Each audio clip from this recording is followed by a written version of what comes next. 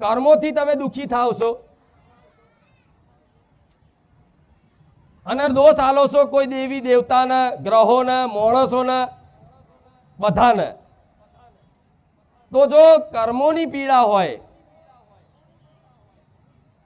તો ગમે તેટલી મહેનત કરવાથી, ગમે તેટલું વારણ કારણ કરવાથી જશે નહીં જાય. તો એના માટેનો ઉપાય મારી જોડે બહુ સરસ છે. જો સમજી જાઓ તો સીધો ને સરળ છે, એકદમ સરળ, કે નાનો બાળે તે હસતો હસતો મારા ખોળામાં આવીને બેસી જાય. કેટલો સીધો ને સરળ માર્ગ છે. પણ મારા દરેક ભક્તોને ધીરે ધીરે ધીરે ધીરે જગાડી અને બધી વિધિઓમાંથી બહાર કાઢી નાખવા છે.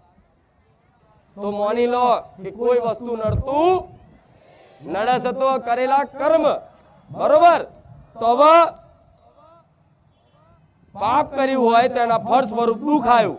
એ દુઃખના રૂપે કોઈને રોગ થાય, કોઈને દેવું થઈ જાય, કોઈને એની પત્ની કદાચ એને કોસે, કોઈને એનો પતિ એને કોસે, કોઈ વ્યક્તિ નિમિત્ત બને, કોઈને છૂટાછેડા થઈ જાય.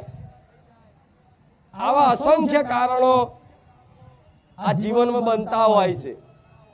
પણ